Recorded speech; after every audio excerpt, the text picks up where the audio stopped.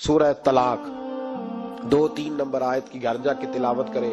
رب کریم نے فرمایا وَمَن يَتَّقِ اللَّهَ يَجْعَل لَّهُ مَخْرَجًا، فرمایا جب تو اللہ سے ڈرے گا تو اللہ ہر مشکل سے نکلنے کا تجھے رستہ عطا فرما دے گا.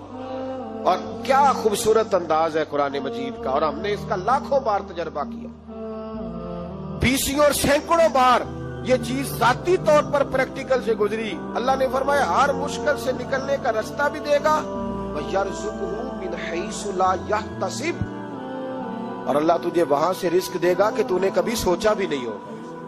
ایک صحابی تھے حضرت عوف بن مالک رضی اللہ تعالیٰ، کہتے میرا بچہ کافروں نے قید کر لیا، گھر میں غربت پہلے بڑی زیادہ تھی، میں دروازہ رسول پہ آیا، حضور اب کیا کروں؟ تو کہتے ہیں نبی پاک نے فرمایا بھروسہ اللہ کی ذات پہ کر، توکل اللہ کی ذات پہ کر، اور گھر جا کے تسبیح لے کے میاں بیوی بیٹھ جاؤ اور پڑھو لا حول ولا قوت الا باللہ العلی العظیم، جاؤ پڑھو جا کے. کہتے میں گھر بیٹھا ابھی چند تسبیحاں پڑھی تھی کہ دروازے پہ دستک ہوئی، دروازہ کھولا تو میرا بیٹا دروازے پہ کھڑا تھا، پلٹ کے دیکھا تو 400 بکریاں بھی لایا تھا.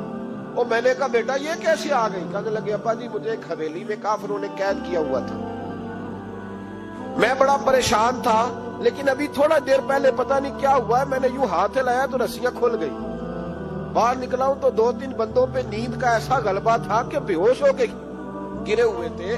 400 بکریاں بھی تھی، میں نے دروازہ کھولا، بکریاں میرے ساتھ دوڑنے لگ گئی ہیں، تو میں 400 بکری بھی لے آیا ہوں، پلٹ پلٹ کے دیکھتا رہا ہوں، پر میلوں کا سفر ہوا وہ آئے ہی نہیں. والد کہنے لگے بیٹا چلو پہلے مصطفیٰ کریم سے جا کے پوچھ لیں، دیکھیں کیسے مالی مسئلے حل ہوتے ہیں. حضور سے جا کے پوچھے کہ ہمارے لیے جائز بھی ہے کہ نہیں.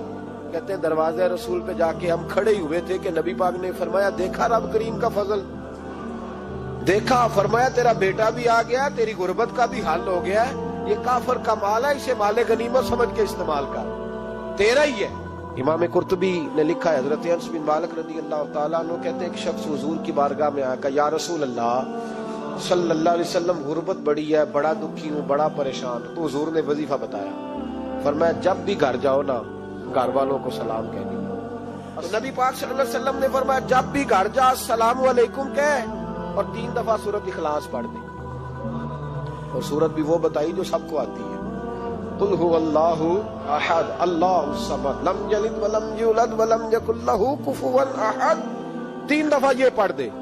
صحابی بڑے سیانے تھے، بڑے مسئلے حل کرتے تھے ہمارے، فٹافٹ بول پڑے وہ صحابی. کہنے لگے حضور میری تو چھوٹی سی فیملی ہے، کئی دفعہ بچے گھر نہیں ہوتے، ننیال گئے ہوتے ہیں، تو پھر کیا کروں؟ حضور نے فرمایا جب گھر میں کوئی نہ ہو تو اپنے نبی پہ درود و سلام پڑھ دے، تیرے نبی کا کرم تو تیرے گھر میں ہوگا نا. حضرت انس بن مالک رضی اللہ تعالیٰ عنہ فرماتے ہیں کہ ہم انتظار میں تھے کہ بندہ واپس آئے اور رزلٹ بتائے. کہتے ہیں وہ کچھ دنوں کے بعد واپس آئے تو عجیب بات کی انہوں نے. ہمسایوں سے کئی دفعہ بندے کی نہیں نا اتنی بنتی، اور کئی دفعہ لگتا ہے کہ میرا ہاتھ اوپر ہی رہے، یہ کہیں مجھ سے تگڑے نہ ہو جائے. کہتے ہیں وہ آئے، نبی پاک صلی اللہ علیہ وسلم نے کہا کیا حال ہے تیرا؟ تو عرض کرنے لگے یا رسول اللہ صلی اللہ علیہ وسلم وظیفہ تو میں نے اپنے لیے پوچھا تھا، پر میرے تو ہمسائے بھی امیر ہو گئے.